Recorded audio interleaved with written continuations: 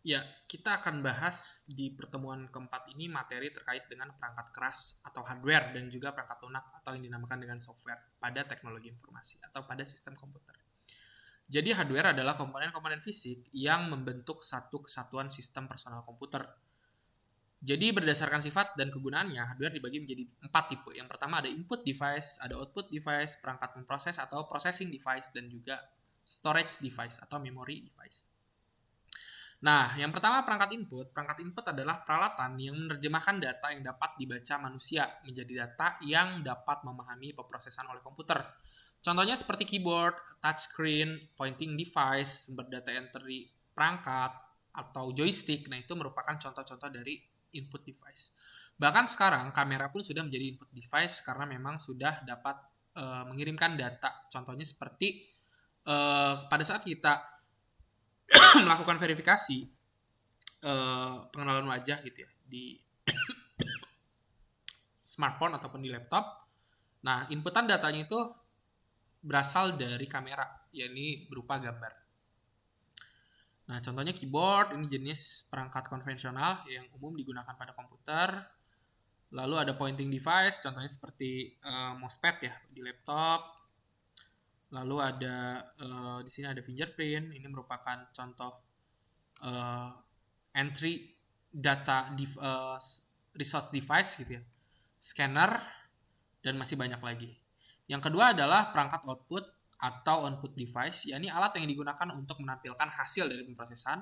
Jadi hasilnya itu bisa ditampilkan dalam bentuk elektronik, biasanya ditampilkan dalam bentuk pada monitor gitu ya, atau di print atau dicetak ya dalam bentuk fisik.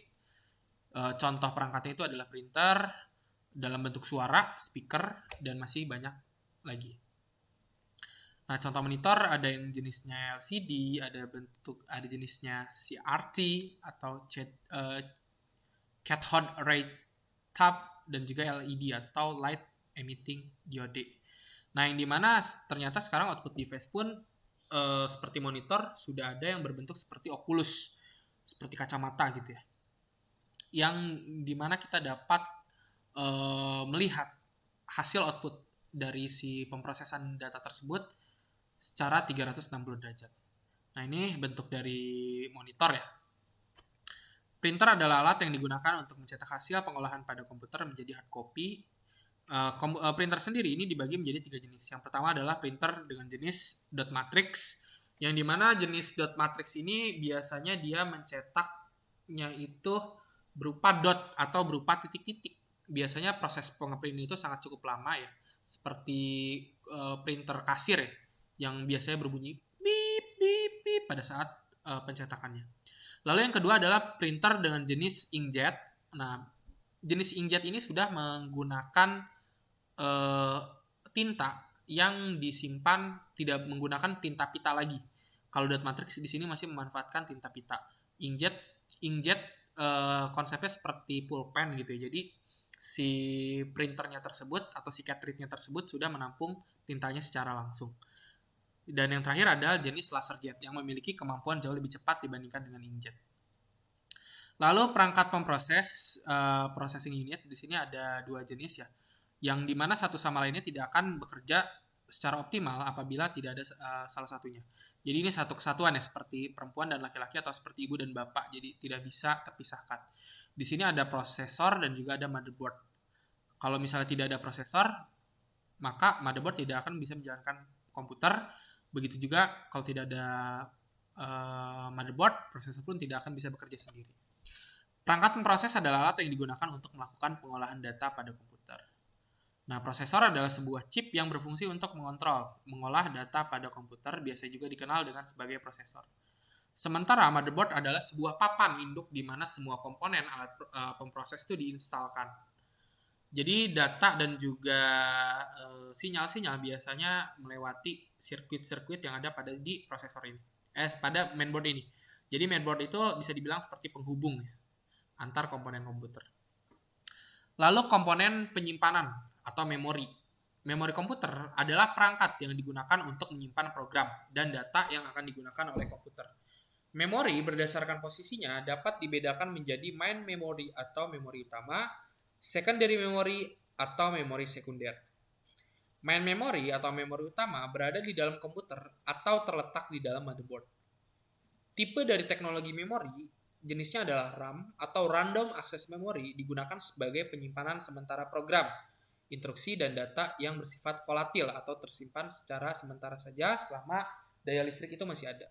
Lalu ROM, Read Only Memory, digunakan untuk menyimpan data tetap. Lalu ada CMOS, Complementary Metal Oxide Semiconductor, untuk menyimpan data startup instruction. Biasanya data BIOS ini disimpan pada si CMOS ini. Flash memory, peralatan untuk menyimpan data digital. Secondary memory atau memori sekunder, perangkat biasanya digunakan sebagai perangkat penyimpanan sekunder yang biasanya datanya itu disimpan secara fisikal atau secara permanen. Contohnya ada floppy disk, optical disk, CD atau DVD, dan juga flash disk. Perangkat lunak. Perangkat lunak adalah istilah umum untuk data yang diinformasikan atau diformat dan disimpan secara digital, termasuk program komputer, dokumentasinya, dan berbagai informasi yang bisa dibaca dan ditulis oleh komputer. Dengan kata lain, sebagian sistem komputer yang tidak terwujud berdasarkan fungsinya, software dibagi menjadi dua. Yang pertama adalah sistem, dan yang kedua adalah aplikasi. Software system merupakan software yang berhubungan langsung dengan komponen-komponen perangkat keras komputer, perawatan maupun pemrogramannya. Perangkat lunak sistem meliputi sistem operasi, bahasa program, dan juga program utility. Sementara sistem operasi memiliki fungsi untuk mengatur resource dan juga instruksi yang sedang dijalankan pada sistem komputer tersebut. Di mana tugas dari sistem operasi yang pertama mengatur file, mengatur bentuk media penyimpanan, menyediakan user interface antara perangkat keras dan pengguna, serta menyediakan perlindungan. Lalu bahasa pemrograman merupakan instruksi atau aturan-aturan yang tertuang dalam bentuk kode-kode yang diberikan pada komputer untuk dapat melaksanakan tugas. Contohnya bahasa pemrograman PHP, Pascal, Java, C, Visual Basic, DLP, dan lain sebagainya. Lalu program utility, yakni perangkat lunak yang ditujukan untuk melengkapi kinerja sistem operasi dan meningkatkan kinerja komputer. Fungsi dari utility software yakni mendukung dari lingkungan sistem komputer sebagai data backup, data recovery, disk optimization, virus protection, dan lain sebagainya. Lalu perangkat lunak aplikasi merupakan program yang merupakan khusus digunakan untuk aplikasi di bidang tertentu. Program ini sangat membantu kita dalam menyelesaikan permasalahan khusus. Contohnya seperti Microsoft Word, Adobe Photoshop, dan masih banyak lagi. Nah ini ya jenis-jenis dari jenis program, ada jenis video, data processor, numeric processing, dan lain sebagainya. Mungkin itu saja yang dapat saya sampaikan pada materi pertemuan keempat. Terima kasih.